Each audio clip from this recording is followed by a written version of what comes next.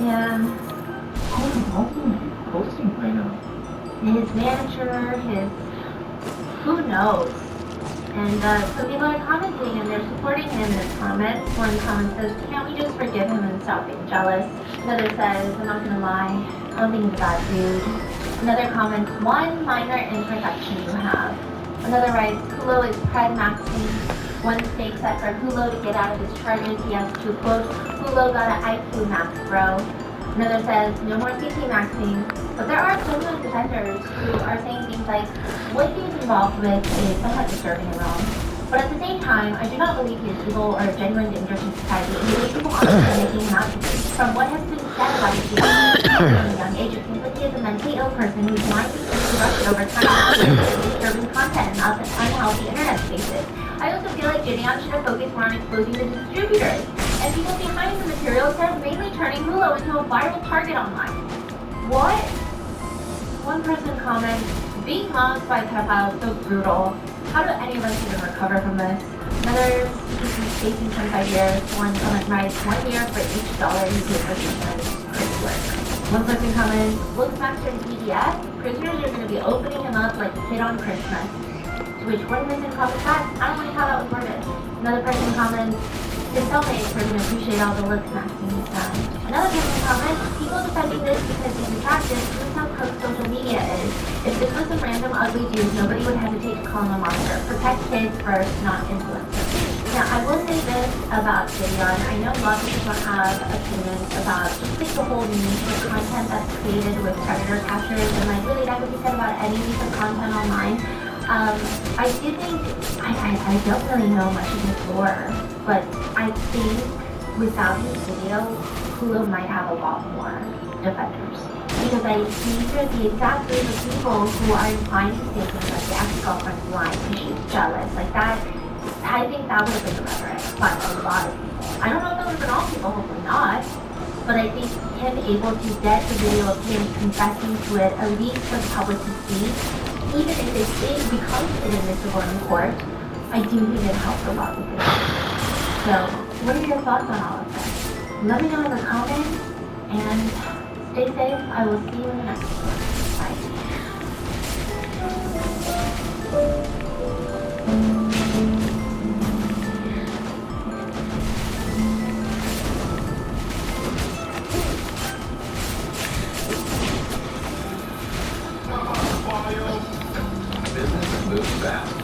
Orders rolling, deadlines closing. When you ship with USPS Ground Advantage, you can keep up with confidence. Every package stays for our secure network from dock to door. With nationwide reach, dependable tracking, and upfront affordable pricing, you get built in peace of mind. You run the business. We run the routes. Visit USPS.com Ground Advantage to learn more.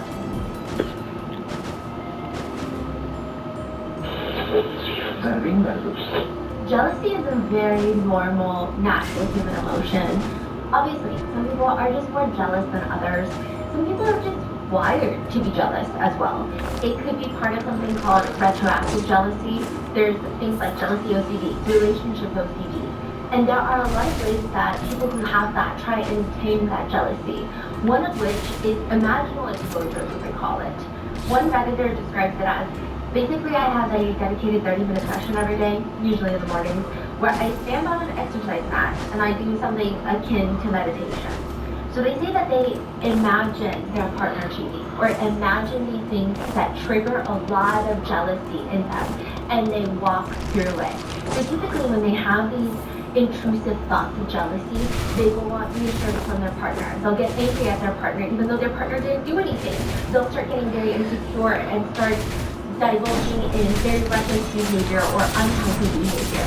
But this time, they have to sit there with these thoughts, trigger that anxiety, and just write out the symptoms. Do not let yourself fall into the compulsions of wanting to call your partner, text your partner, see where they're at, try to find my friends on their phones, all of that. You just don't do it. And the longer that you can sit with these physical symptoms without compulsively seeking out these anxiety-quelling things, the better you get at jealousy, the better you can tame it. And at the warehouse, the Communal Living Center for One Taste, which is a women's wellness company, they deal with a lot of jealousy. and they do something completely different from imaginal exposure. They just do exposure. The warehouse is filled with the most die-hard supporters of One Taste and of Om, the meditation practice that women are supposed to orgasm in. The ones that Om at least 2 times a day, they all live, eat, breathe, sleep One Taste, and a lot of them live in what's called the warehouse. It's a building that has been converted into what you really want to describe as worse than a dorm. They're twin-sized IKEA beds all lined up in this open space. It feels like one of those asylum pictures with thin sheer curtains separating the beds.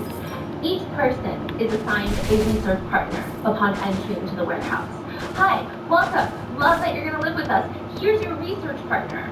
If you're a man, your research partner is going to be a woman. Sometimes it's your first time meeting your research partner before you jump into bed with them, which is exactly what happens to Rachel. Rachel is very important.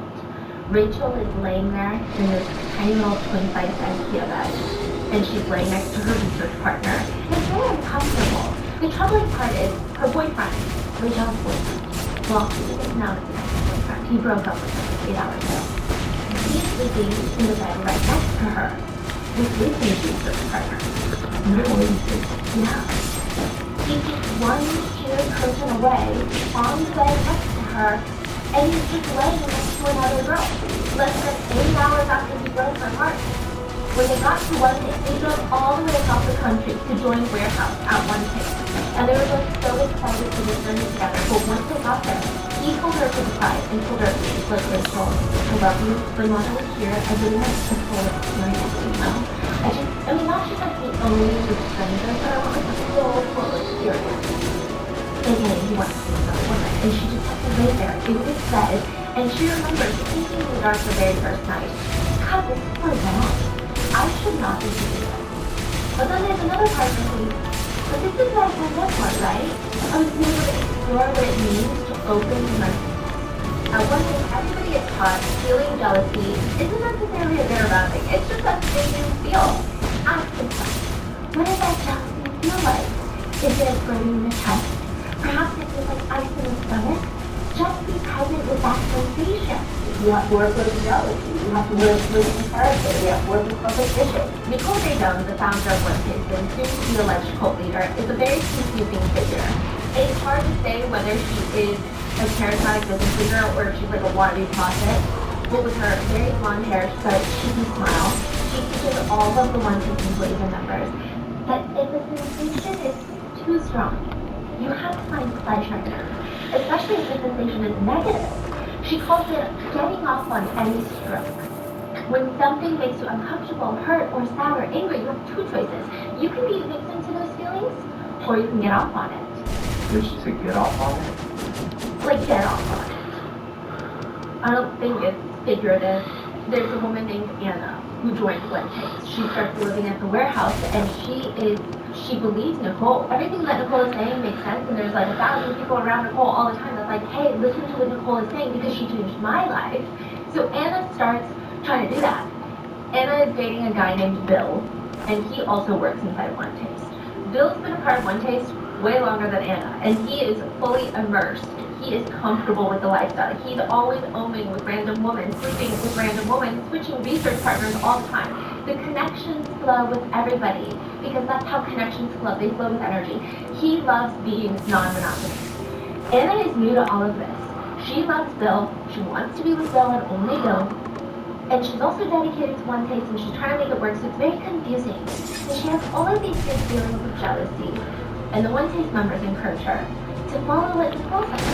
She's really very so she sits down on the stairs one night and it's very quiet, it's very tense. And then the room is just filled with really intense feelings of flesh that is flushing together because she is forced to sit and watch Bill have intimate relations with another woman.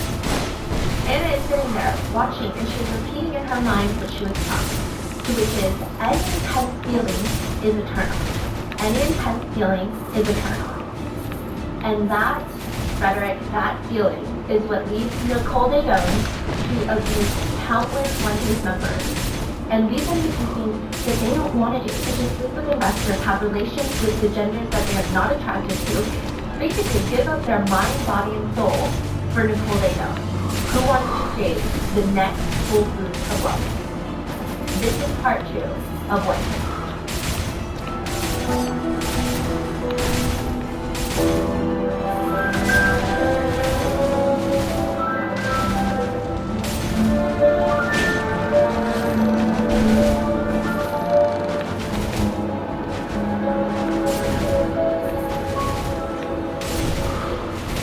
We would like to thank today's sponsors for made it possible for Rotten Mangoes to put the Minnesota Immigration Rights Action Committee. They are fighting to end the immigration raids and deportations happening in Minnesota.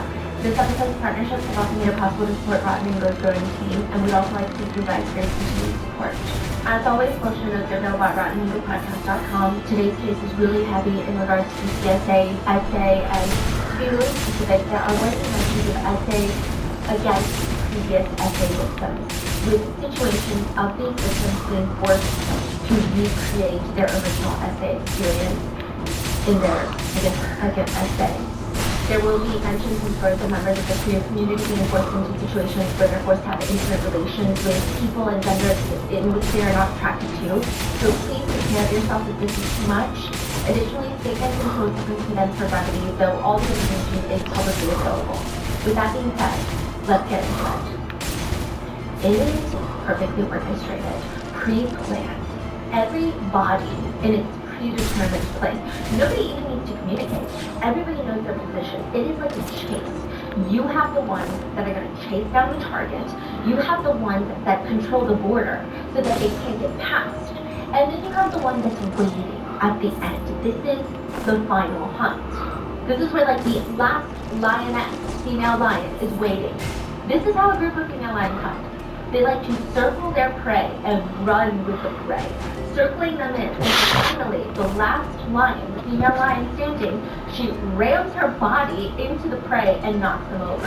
And it's very interesting because when they hunt in packs, everybody has a predetermined position that they almost have a calling to. So whether it's the chasing aspect or being on the side, lookout, or you're the one that rams into the prey for the final attack, each one of them, even if they change packs, they have the same position when it comes to hunting. They've almost always fulfilled that goal. It's very interesting. This is how they kill. The female lion that pounces on the prey, they're usually the biggest in size, the heaviest, so they use their body weight to knock the prey down. And then they sink their 3-inch retractable claws into the prey to hold it in place, and then they bite. They clamp down on the neck before slowly suffocating the prey. Lions are stranglers. Other big cats, cougars, usually they'll sever the prey's spinal cord with a bite. Lions like to clamp their mouths around the prey's throat and hold down until the prey is slowly out of oxygen and it dies. And sometimes, a lot of times, it takes a long time. For the average medium-sized prey, so take a zebra for example, sometimes it takes 10 to 15 minutes. A buffalo is the worst because lions can't generate enough pressure on their thick necks. The buffalo has thick necks to fully close the airway, so it can take an hour. And the worst part is, they hunt in packs, and sometimes while one lion is holding down the neck for almost an hour at times, the other lions start eating. The eating order is almost always the same, starting with dominant male, then the female lion, and then the cubs receive whatever remains. Now this is like when food is scarce. When there is abundant amount of food, sometimes the mother lion will get very angry at everybody else until their cub eats. So it really depends on the lion pack and it depends on the resources available. But one case members are sitting around this long conference table, staring up at the screen. It's likely that there is a red-headed woman standing in front of them, Rachel. She's the head of sales. She clicks off the video of the lions hunting down and eating their prey. Some people probably want to win, but they don't because, it's very graphic. Why do we all want to see them win, even though we know exactly what's going to happen? And after videos like this, Nicole Daydone, the owner of the company focusing on wellness for women, meditation for women, where you rub down there for 15 minutes like a new form of yoga, she will tell the group, we are like that. We are the lions. We aren't doing anything wrong. This is how we eat. And who are the zebras? All the potential clients of one case, she's telling her sales team, this is what we're doing. Everybody outside, they're asleep. She would call them muggles. Good for me. Struggled and sometimes even dead. And when people left, They don't know magic. They're living in the matrix. So debt is selling. That's the message here. Rachel would tell the sales team, the universe is made of love. And sales is love. Therefore, the universe is made of sales. What do we say when someone tells us they were pressuring them to spend $10,000 on a one-page course?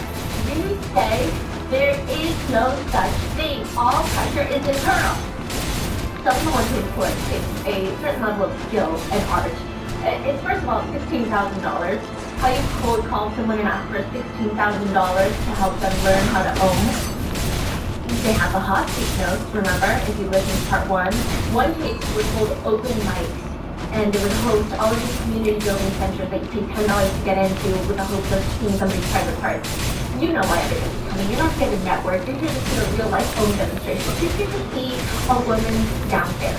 But they have a way of not making it feel overtly, like it's fun. They make it feel like fake. Let's say you're walking downtown, you've never heard of OWN, you've never heard of any of these people. They're not going to say, hey, do you want to come to our club? Basically, you're going to see a booth of people giving out free coffee. Well, I drank a coffee, but do I want a second coffee? I mean, it's free. So then you head over to the booth, someone hands you a coffee, and then very loudly asks you, how's your O? When's the last time you had a big O? You look at the sign next to the coffee, because that's a weird question, and it just says, the pussy knows. It's like ominous, like it's fake. Like I was supposed to be walking down this side, walking downtown San Francisco, and then you were supposed to be handing the coffee. This feels like something is happening. How can you not go? Then at these little meetings, they have hot seats. They bring someone up to the middle, and they start asking them questions for the next 30 minutes. Typically, they already know what everybody's occupation is. The person that gets the hot seat is likely the most vulnerable, or it is someone who they think has a ton of money. And they're really smart about it. If couples coming together, they will analyze the couple's dynamics. If one of the couple has money, or one of them is the one spending the money, then they'll try to see how important the other couple is. So let's say we go to an event together and you're the one paying for it. Then they're going to see our relationship dynamic, and if they decide I'm very important to you, they're going to use all their energy winning me over first, instead of you. I see. Because if they win you over, but I'm on the side being like, no babe, I think that's really weird, I think we should go home, then they think it's a moot point. So you win their partner over first, and then the partner is also encouraging them, like, hey babe, we should try it out, like I think it'll be fun, I think it'll be a cool weekend.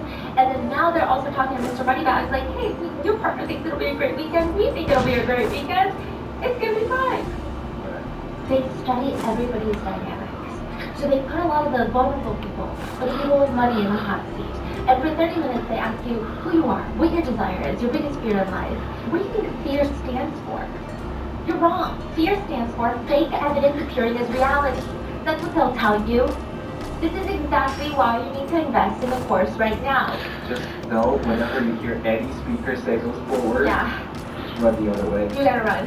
You gotta run. Okay, and there will be people in the sales team during the hot seats in the very back with their little laptops typing in every little detail about you so that they can call you afterwards and sell you a $16,000 course. The fear of paying rent or going into debt, you think that's what's stopping you. But in reality, you're not thinking about what you can become and how much more you can achieve and how much more money you can actually make once you take the course. I hate sales. I fucking sales. During these offerings, or during these gatherings, 1K sales members are marking everything. So they call them marks. Of course they do. They have a hot seat, they also have meditation, death meditation, where everyone will lay down, close their eyes, and think about dying, like really think about it being hard. You're on your deathbed. What do you regret? Learn it out loud for our sales team to write in our notes. What do you regret? What goals did you not achieve? What held you back? Where and how did you not let love into your life? Who do you want to forgive? If that doesn't work, the sales team has what they call fluffers. Do you know what a fluffer is? Okay, it's like a term, it's a myth in the adult entertainment industry, where in between videotapes, a person will come in to help the parties maintain their excitement for their job. Okay.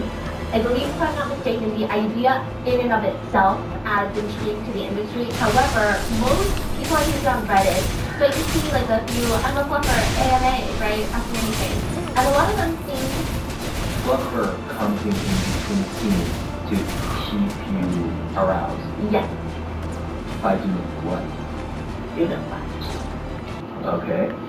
Alright. by doing things downstairs. Okay, okay. Typically on dives, because visually, physics-wise, they need to maintain a certain, yes, right? Because, you know, when you watch those videos, it seems like, you know, the pizza man just came in and everything happened all at once and it was a spur-of-the-moment thing, but it's probably like any movie that's made. There's like 50 different takes of one scene, there's 20 different cameras, and there's a lot of different pauses in between. I'm sure it's not as seamless as we imagine. And so there's this whole idea that fluffers exist. And I think the idea in itself is maybe turns people off. However, I don't think it's real. Because the more that I went down on the Reddit thread, a lot of people are like, this is the biggest myth of the adult entertainment industry, like maybe really long back in the day. But a lot of people are saying, you know how much cheaper pills are than labor? So we just fill up the guys, that's it. That's how someone in the industry put it. But Rachel created the term for what she called fluffers on her sales team. Rachel is the redhead who's in charge of sales. She is Nicole DeVille's right-hand woman. She's also the one that came, drove all the way across the country to one place with her boyfriend, and the boyfriend is like, hey, there's all of my job. That's Rachel. Oh, the guy was keeping the next to her. Yeah. Wow. She goes just head first all in on her face, and Nicole notices. Nicole notices like a careful woman that she is prepping a new to be next to her. And Rachel is one of them. Typically, these are younger, attractive, one-piece members who are forced to wear short mini skirts. And it's very interesting because one takes just this crazy mental game where they teach these women it is an honor to be a fluffer. Because, get this, right? A woman's erotic body has its own gait. When the body is activated, she can transmit sensations dependent on her skill. And she can almost aim it at people like a weapon. She does this simply by drawing her own attention down to her body, putting the whole of her consciousness into her erotic self. They're basically saying that the more in touch with yourself and own you are, the better you are at rubbing that energy off on people. So if you're a fluffer, that means you have really powerful energy. Like you have a gift to the world that is this warm, radiating presence makes people feel a certain way. And they also say that at the end of the day, because there is workplace code, fluffers should not be the ones taking the credit card. We should bring them in, they do the fluffing, and then we bring somebody else in, not wearing a mini skirt, to take the credit card. Wait, what's the difference between a fluffer and the... Because they want to skirt around we never want to be questioned for are people buying prostitution? Are people paying money to one taste so that they can get laid? Ah, I see. So fluffers are employees of One Yes. Taste. But they're not getting home from the employees. They're getting home from like a different like participant. Or they're different promising. Sometimes they're promising. Okay. You know, sometimes they're saying, well, if you join, then we can own together. Right. So you're putting the employee is this young woman Yes. in mini skirt and like talking to you and making.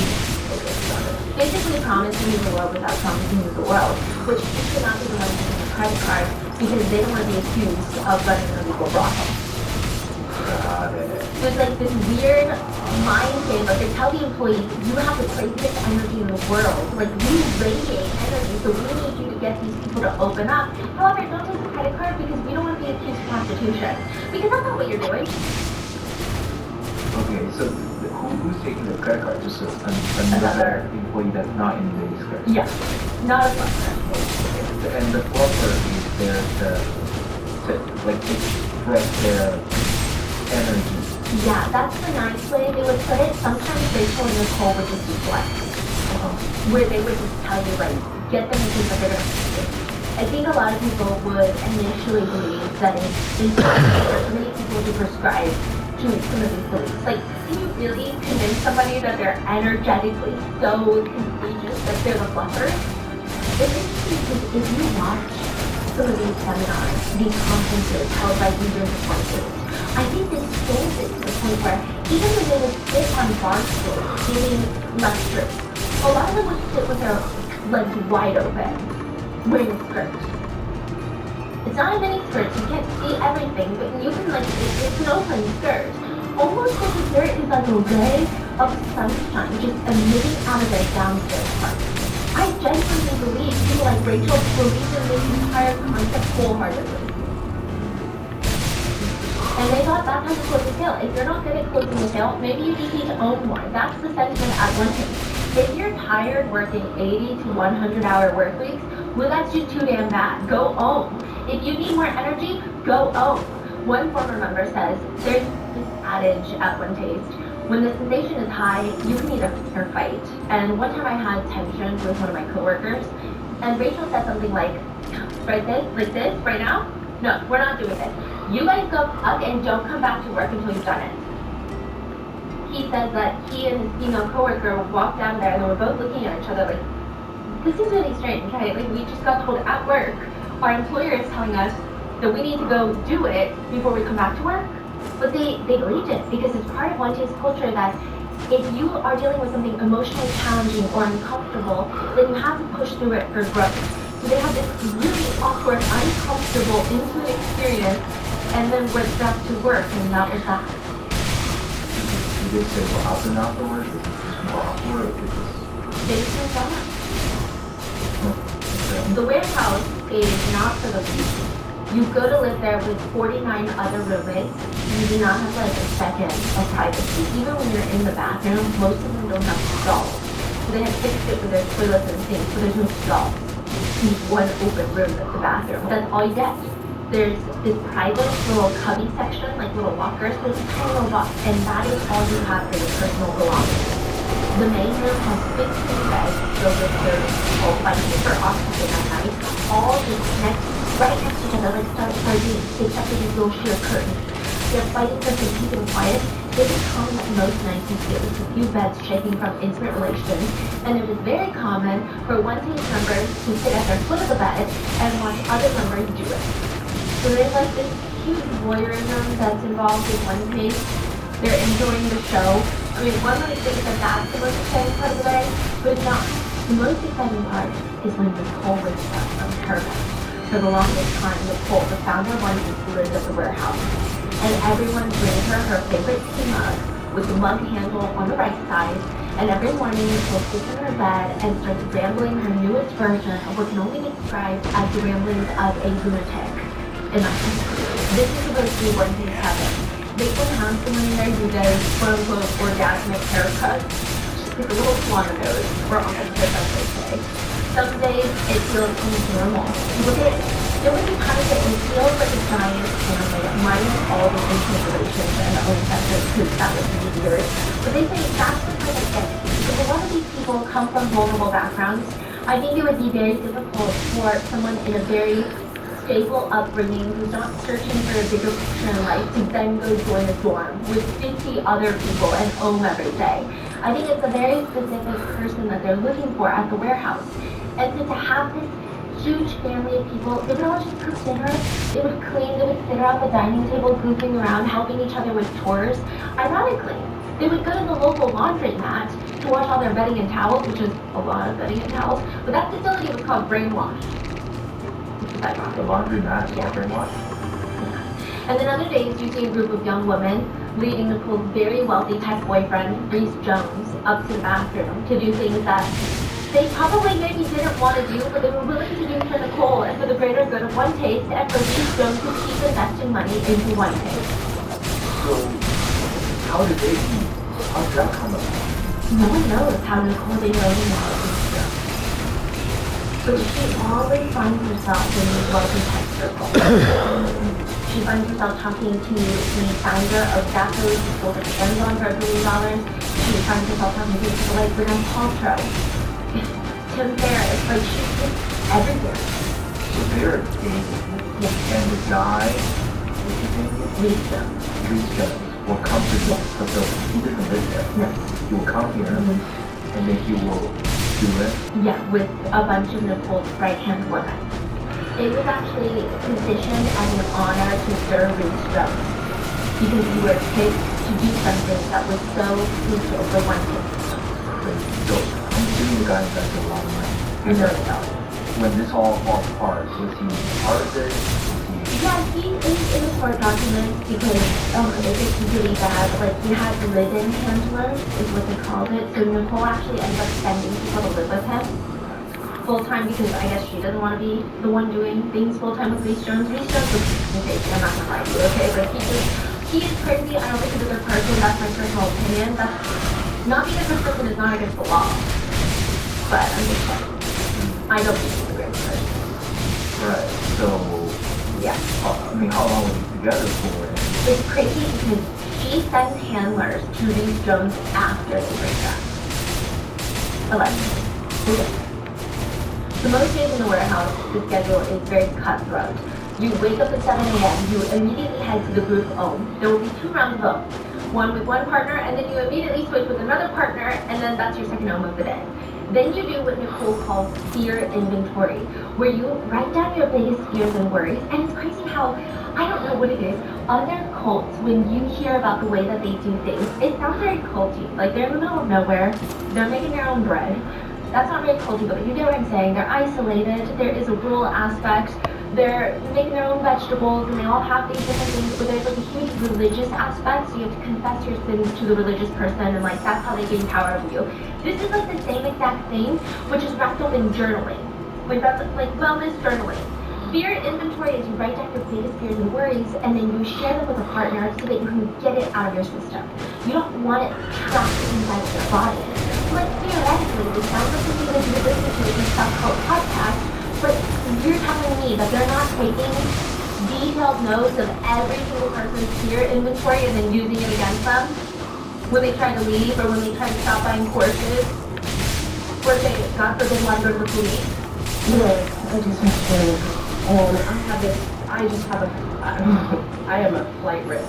And I had the longest flow I have ever had without running. And then, there was just that last one, this 4-minute thing that, was just big. And I'm just reverse engineering it in my fear inventory. So when that date opens again, I'm not beholden to that habit. Then they do yoga, cooking, cleaning, and then sitting around a giant table making sales calls. Then another afternoon OM session, followed by teaching the evenings public sessions. So they have their own personal, private OM sessions, and then they teach public sessions. Where you spend the whole day in the kitchen, in this giant vat, like huge tub, stirring up olive oil, bean flax, for the organic leaves that they sell. Yeah. And the trickiest part of the living situation is definitely the research partner matching situation. Research partner is a fancy way of saying your bed partner. The person that you're going to share this IKEA full-size twin bed with for however long until something comes up or someone wants to switch, which is really never that long. They're called research partners because they're trying to cheat you. They take everyone in the warehouse that they here for the greater mission of studying personality. And because we're all science-minded people here, why is it always a woman and a man in bed together? Why can't you be research partners and friends who are the same gender? Or like, God forbid, maybe you like the same gender. Because you have to balance out the energies, they said. The energies are tied to gender, according to Nicole. But really, it just means like, all of this is because couples will often come into one taste together, and it's alleged that when the higher-ups felt like their personal connection was getting in the way of their connection to one taste, they'll break them up. They'll split up the couples, give them new research partners, and just stir the pot. Nicole starts allegedly controlling everyone who's dating, who they're breaking up with, who's doing what. I mean, she would be so involved in everybody's relationship. Like, let's say a couple is fighting, she would sit them down and say, here's what we're going to do. We're going to handcuff you together for an entire week. And if you don't like each other by the end of the week, then you guys are going to break up. She's like a therapist, relationship counselor. I mean, everybody is miserable. In another incident, there was one member who was starting to pull away. And Nicole ordered that member's boyfriend. So she's trying to leave. Nicole orders her boyfriend to break up with her. And this is so out of nowhere that this member is in such a vulnerable spot that she goes to Nicole for guidance, and Nicole wraps her little grubby tentacles around her all over again. It's worse if you have a relationship with someone outside of one taste, and if you don't dedicate your entire life to the entire company, then you would be considered, quote, selling out on your purpose, sleeping on the mission. And the mission is, a lot of the times, really unclear. Sometimes it's like writing down your 5 darkest desires. And I had to go on Reddit to look at what people might say, so imagine that you have to write down your 5 darkest, deepest desires. And you walk out with this piece of paper to the busiest street in San Francisco, and you find a person, and you tap on their shoulder, and you read it out loud. In the bedroom, physical abuse, being punched, kicked, choked, tied up, fully beaten, that's my desire. Another one, I've always had a dark desire to have intimate relations with someone while they're talking on the phone with their spouse.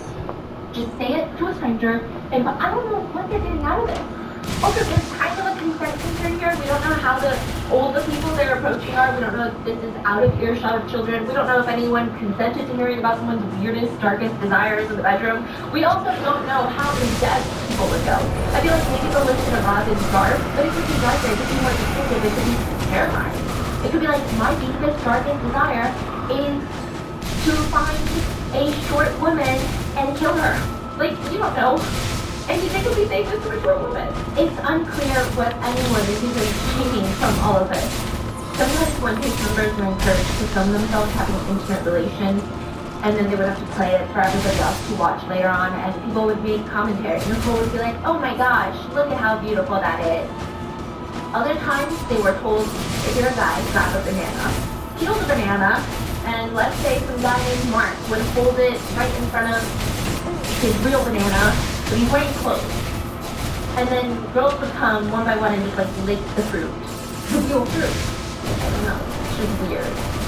They're already all doing it. I don't know why they need to do these weird exercises. And the women, it would be cut open papayas and they would touch the papaya. What is the purpose, Nicole? We don't know. This is all coming from a woman, Nicole, who is very particular about things and half the time it doesn't make sense. I was going through Nicole's website, I was going through Nicole's videos, her blog post. I don't know half the things that she's saying. She has a full blog post dedicated to making jokes, and she has some holiday jokes she doesn't like. Quote, ho ho ho is a good starter, but no cheesy Santa wants to know if you've been naughty joke. So I guess ho ho ho is a good joke. Santa wants to know if you've been naughty is not a good joke. She's a very weird person. And the business of OWN is not very lucrative at first. It's hard to differentiate between members and employees. It's hard to say when did someone stop becoming a customer and start working for one thing to convert more customers. And if all these members turned employees now work for OWN, they live in the warehouse, they feed all these people. How do they eat? Still of America is a nonprofit that one takes would volunteer for. And their position would be to go and collect the excess food that grocery stores were going to throw away, and they would haul it to food banks. From the food banks, not all the food makes it from the grocery store. So they take a ton of the food, and that's how they eat. So they told Philip America, I'm going to deliver food Yeah. to you, but they won't steal the food. Yeah, but they wouldn't steal all the food, but they would steal a good chunk. And one member says it was a sleazy yet ingenious way to not pay for food. But even Nicole starts getting very disillusioned by the living conditions. She doesn't like people hearing her use the restroom. She doesn't like running into people who want to tell her their problems every 2 seconds. She just wants some privacy. And the overhead, the responsibility of running these one-take living quarters, she starts slowly passing that responsibility on to people like Rachel. The communal living houses start being run by home moms. They're the people in charge. There was also a situation where the original warehouse was infested by bed bugs, people like latching on everything. But interestingly, it almost becomes a plague level status. Well, one day never had a serious outbreak of TB. You have to be tested before you join. But it's the bed bugs that do them in. A lot of people move out because they were just tortured by being itchy every single night. So they thought, I'm going to move out until the bed bug situation is fixed, and then I'm going to move back in. But once they moved out, they have a moment of clarity where they're like, what the f was that? What was I even doing with my life? It was kind of like the Great Reset. A lot of people just leave, and they called it like the Great Plague of one thing. The bed bugs. Yeah. And it's during that Great Reset of the bed bugs that Nicole moved out to live with her then boyfriend, Dean Jones. This is before they break up. And Nicole went through all these different cult leaders, then you need to distance yourself from day-to-day stuff. The leader lives in the penthouse. They don't sell courses. People come to them for advice. The leader comes late, leaves early. They cannot be too accessible, or the leader is going to be eaten alive. And it works. Nicole gets turned into some sort of celebrity. Every time she visits the warehouse, everybody is freaking out. They're frantically cleaning up, getting dressed, getting her favorite fruit, her green tea mug with the handle on the right side. And when she leaves, they sit around and talk about her visit for hours. This is what she said to you. Oh my God, she's like this thing, and she's my life, and I'm thinking about it, and I felt like it came at the right time. She becomes untouchable, and she focuses really on the part of her business that she probably deems the most important, the money. Keep the investors happy. At the end of the day, this is Silicon Valley.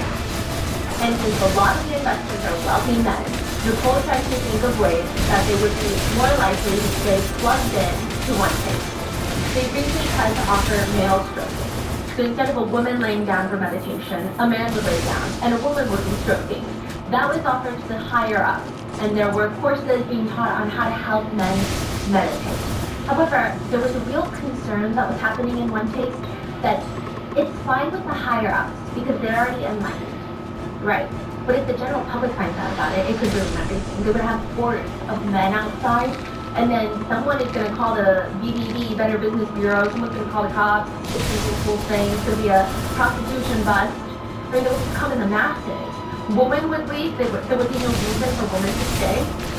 And so there could be potential legal implications. They had to keep it very tightly wrapped up, only for the top tier members. But if you're a top tier member and you're really interested, you can also purchase their video courses on how to F the D. They call it COCK, that means like really complete.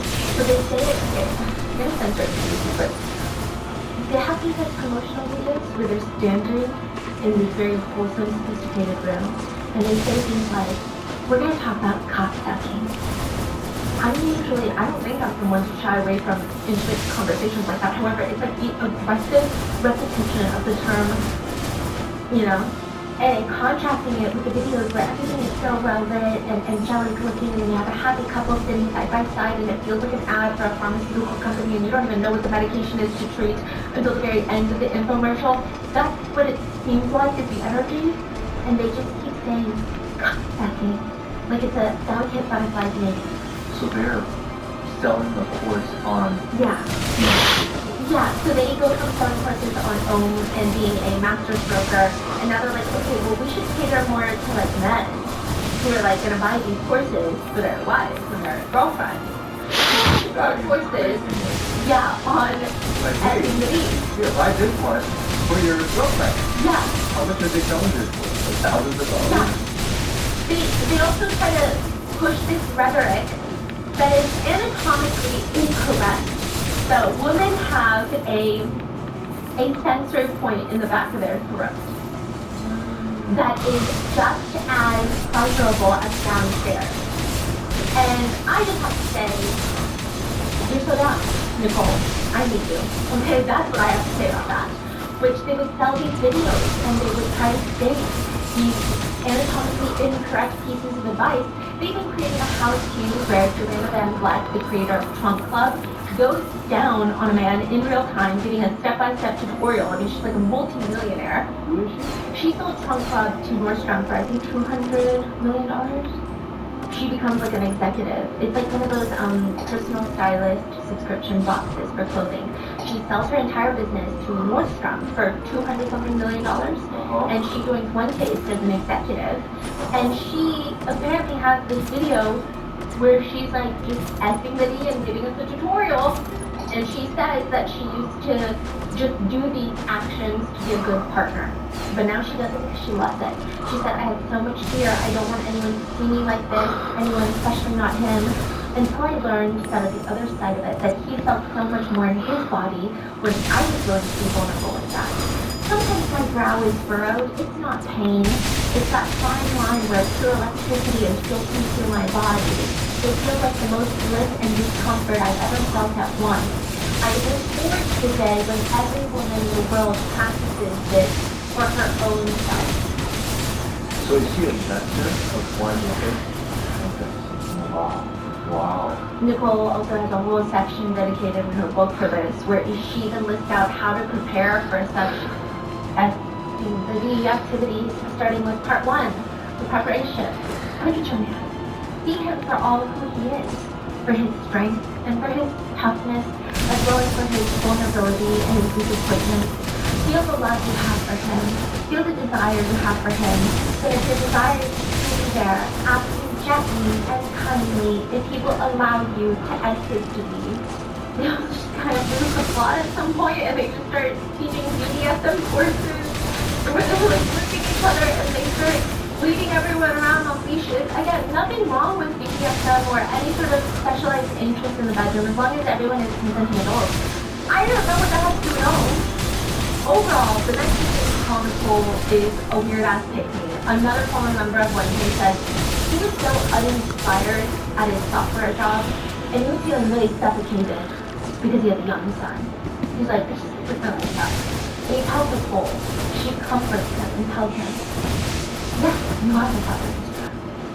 But that was the mother of this child's choice to let him be born. And you don't have to dictate your life based on the decision of the mother of your child. She is the one that ultimately decided to have this kid. Again, I really hope they're picking her out of jail. But at some point, it does feel like once you're losing track of what they're doing, they're just shooting arrows in the dark. They're just trying to see what's going to stick, what's going to bring in the most revenue. I mean, Nicole's doing some shooting orgasmic rebalances. There's this clip of this in, I think it was in the Netflix documentary or in the Vice documentary. There's two documentaries. But it's where someone is laying down on a massage table on their back. And Nicole is just like dry humping them, sniffing them, massaging them. Everyone's fully clothed, but she's like trying to fight at them. And she looks like someone who maybe potentially has rabies. I don't know, but it's just this weird. Yeah, and it's just really weird. She's transferring her orgasmic energy to that subject. But it's just like a lot of like grunting and like grabbing and groping and like her back is hunched and she's like convulsing and it's like you could have just seen a therapist and we would have all been fine. But she's very dead serious on this. She's for real. She's like growling at one point. Like I said, she knows her audience. If she thinks the audience is going to receive this well, she's going to do it. She knows that the tech group really likes the occult. Like I said, she'll bring in these meditation practices where they bring in snakes, where they bring in like these ritualistic things. Sometimes it's as simple as zipping everyone up in body bags. If you get a tech group, tech bros that are super existential. So like, what is the meaning of life? All they do is code. What is AI going to do to us? You zip them up in body bags and leave them in the dark to contemplate death. And then you open up the bag and you let them be reborn. Yeah. And then one guy, he said that this happened to him and he was just like crying. He was sobbing. And he had this moment where he saw through Nicole's facade because Nicole took him in her arms and was like cradling him, caressing him. And he had this moment of clarity where he's like, I know what you're doing. You're touching my mommy. Like to get sort of latch onto her like that. Yeah. And he's saying it as what, he didn't fall for it? Yeah. He saw it and then still liked it. She liked it a little bit, but I think that's too much. Like, I think that she was. Yeah.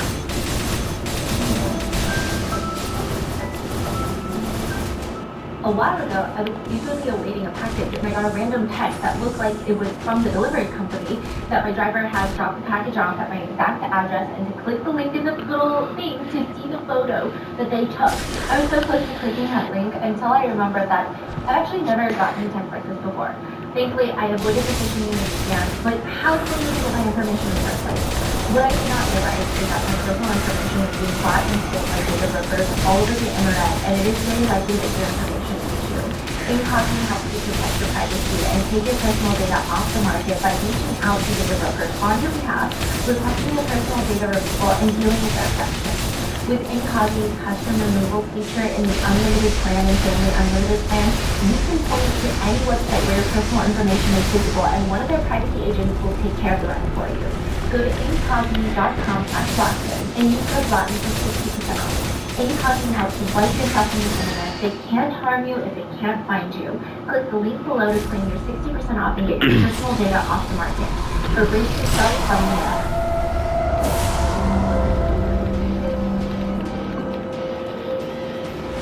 The idea of owning your own business can be daunting, but taking the lead with we had Grandpa Mango's art studio gave her such a fulfilling experience. Even just to see Grandpa Mango's entire face light up when he realized that his art was something that people wanted.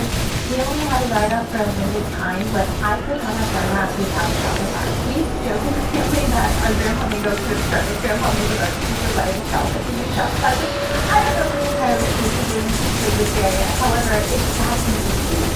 Shopify is e-commerce platform for millions of businesses around the world, and 10% of all the e-commerce in the US, including popular brands like Skims, Alo Yoga, and Vogue. Shopify meets you wherever you are in your business journey, and it grows with you.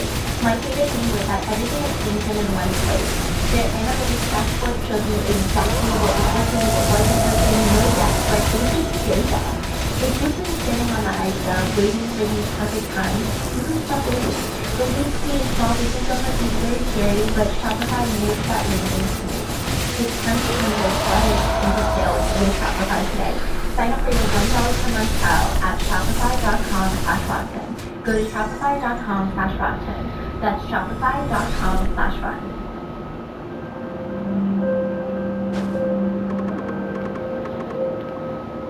But ultimately, it comes down to do whatever it takes to sell a course. Like a modern day courtesan. One former member says, very often you would usually see a young attractive woman somehow encouraged or paired up with a guy who had money for phone sessions. Part of it very often was to get a guy who had money, even though that was never the advertised reason. The advertised reason was that it was to help own grow. Another member says, they would specifically go for a lot of rich tech guys. And the message is, you can make any man do anything you want, giving Nicole all his money as long as you know how to handle them. Nicole calls it the call, with a capital C-A-L-L. It is the power that females are born with. This is like the strongest power in the universe and only females have it, okay? She writes in a self-published article, the most accessible way to understand the force of a call. Women might be feeling like power in human physiology, psychology, motivation, and growth. Sexual energy. A woman turns this power on through call. Call is hardwired into basic biology by species, but evolution in nature displays this power everywhere. In the animal world, call can provoke males in nearly every reproducing species to fight, such as to the death or exile, overheating. These evolved physical features cumbersome antlers and ears, bright and heavy feathers in birds such as the peacock that give them access to females while making them vulnerable to predators. In our near cousin, gorillas, the ovulation of a female hurts all send a signal drawing the male to her across 200 miles. Research has found that lap dancers earn 81% more tips when they return ovulation compared to when they were menstruating. Whether we are conscious of it or not, whether we want it or not, cyclic changes make the woman more attractive. The power of call is simply a fact of life. Call is likely the strongest force on the planet. Women move the world by being obedient to their call. Women will create power, not because we're women, okay? Or we're competent people. It's because I'm obedient. So that's why I should be killing it in the world right now. It's so weird. It should be trying to convince people that you're using your power of call to get people to own to these courses. And you're actually helping them because they don't even think that. They don't even realize how much they need call. And then sometimes people will trust you. Apparently she would just close the doors and tell you, hey, go get that guy all excited and hot about it and make sure you don't get it. Sometimes she would call her inner circle of women sacred prostitutes. Let me take that word for it. Which she would apparently call them. And side note, those members, even if they're working 80 to 100 hours at one time, they're not getting paid.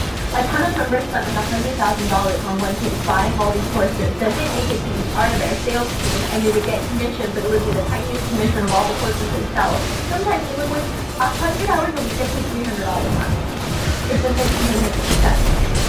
And it leaves a lot of people initially have a hard hard time understanding why anyone would even want to listen to Nicole, especially if they're not on an isolated farm in the middle of nowhere.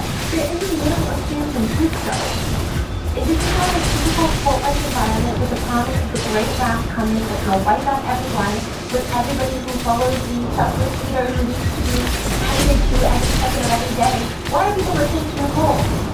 One former member said, when she left Isley, it was like she unlocked something in me. She always seemed to be like she seemed godlike. One thing Nicole would say very often is, one taste is her vehicle to God. Her own ex-husband says Nicole would borrow ideas and methods from Scientology. She would study Scientology, apparently. She herself has stated in the seminar once, My philosophy, and anybody I've ever loved in any way will test that in every minute, especially at the beginning, especially, you know, that moment where you sort of fall into each other's arms. Don't do that. Don't let anything settle yet, because you're learning the way a cat walks around the room and doesn't know how to talk. Your algorithm. What happens when I do this? What happens when I do this? What happens when I pull back? What happens when I text back quickly? What happens when I give you a compliment? What happens when you see me look at someone else? What happens when you look at somebody else? And you test those things. And I'm a big believer in immersion training. she believes the secret to authentic connection is to learn and then try to fix it and tell them that you're the only one who can fix it. Another says when you're looking at Nicole and she's looking back, she looks into your eyes and you seem to be being completely free. Like including everything ethanol, especially the ethanol, while you're being embraced in this state. You also believe in the piece apart because you're under a microscope, and so she starts playing this game with me, which is like totally different.